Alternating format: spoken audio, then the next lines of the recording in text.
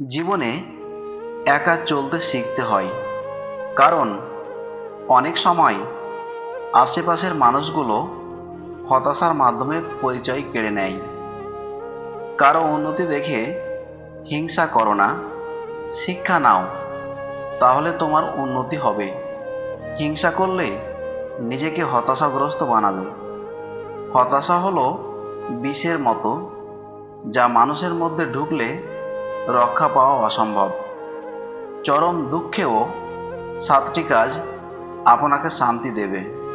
নম্বর 1, প্রথমে নিজের দুঃখ বা কষ্টকে স্বীকার করুন এবং সেটিকে গ্রহণ করুন। এটি নিরাময়ের প্রথম ধাপ। নম্বর 2, দুঃখ কাটিয়ে উঠতে সময় প্রয়োজন। নিজেকে প্রয়োজনীয় সময় দিন এবং ধৈর্য ধরুন। নম্বর 3, ইতিবাচক দৃষ্টিভঙ্গি বজায় রাখার চেষ্টা করুন এবং নেতিবাচক চিন্তাগুলি কমানোর চেষ্টা করুন। নম্বর 4, নিজেকে ভালোবাসুন এবং নিজের প্রতি সদয় থাকুন। যা আপনাকে আনন্দ দেয় এমন কাজ করুন। নম্বর 5, আপনার অনুভূতিগুলি ভাগ করে নেওয়া গুরুত্বপূর্ণ। বন্ধু বা পরিবারের সাথে কথা বলুন এবং তাদের সমর্থন নিন।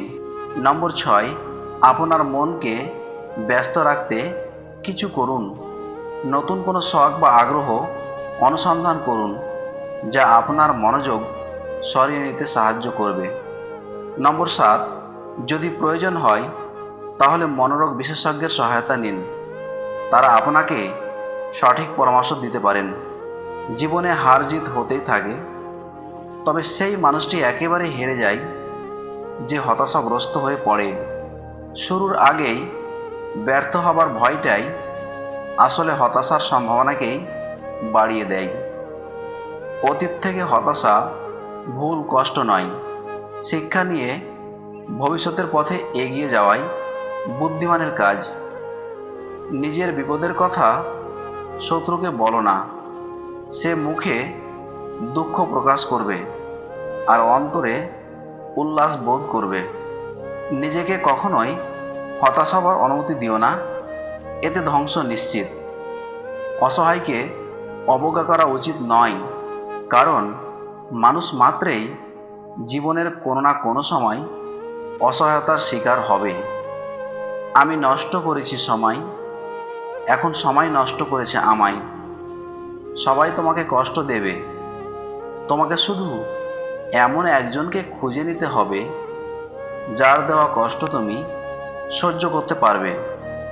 বিশ্বের সবচেয়ে গুরুত্বপূর্ণ জিনিস হলো পরিবার এবং ভালোবাসা। ভিডিওটি দেখে যদি আপনাদের একটুখানিও হৃদয় স্পর্শ করে থাকে, তবে লাইক ও কমেন্ট করবেন এবং আমার এই বেস্ট বাংলা মোটিভেশন চ্যানেলটিকে সাবস্ক্রাইব করে পাশে থাকবেন। সবাইকে ধন্যবাদ।